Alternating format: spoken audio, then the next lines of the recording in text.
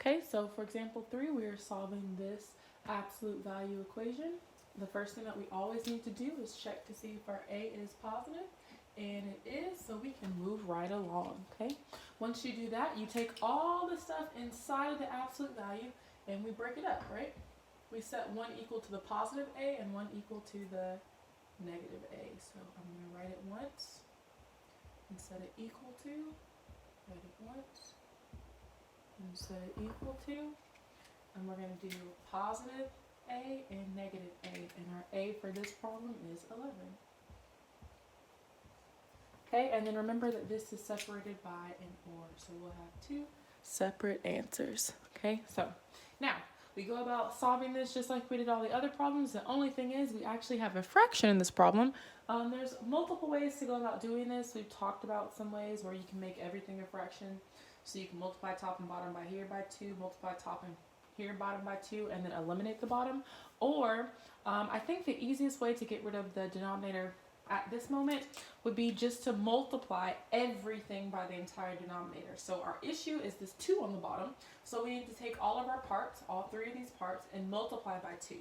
So I'm going to put this whole thing in brackets, or parentheses if you like. I think brackets are cuter. Okay. And I'm going to put a 2 on the outside, okay?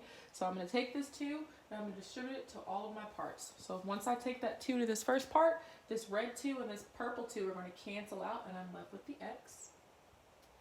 Okay, and when you're distributing, you're just using multiplication, and you're able to do this because you're doing it on the left side of the equal sign and the right side, okay? Next, we'll do it to the negative 1, which will give us negative 2.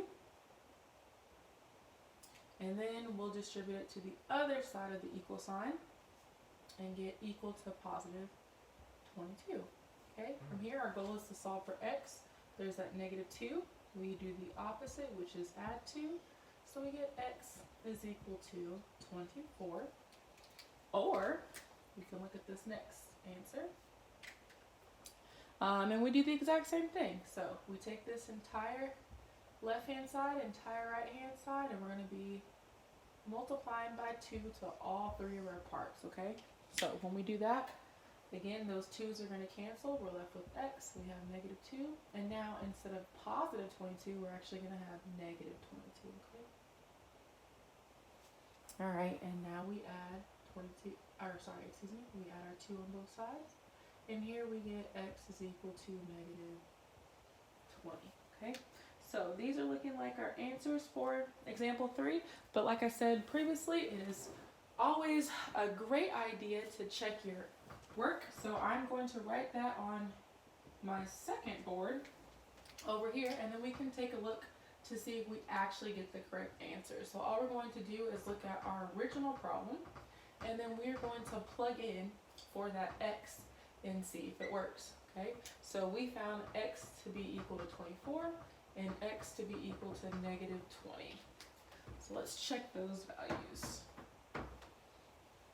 Right? Oh, I didn't write this last time, but I'm actually going to write the word check. That'd be kind of nice to distinguish on your paper, okay? So if we're checking this first one, 24, we're just going to write 24 instead of x, okay? So I'm going to write equals 11.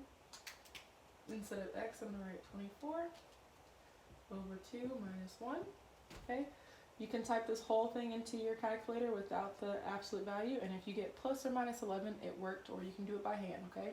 24 divided by 2 is going to give you 12 minus 1, and then 12 minus 1 is going to give you 11, and the absolute value just makes whatever's on the inside positive, so that's just going to be 11, so this one worked out because it was supposed to be 11, okay? That was our goal, to see if it actually worked.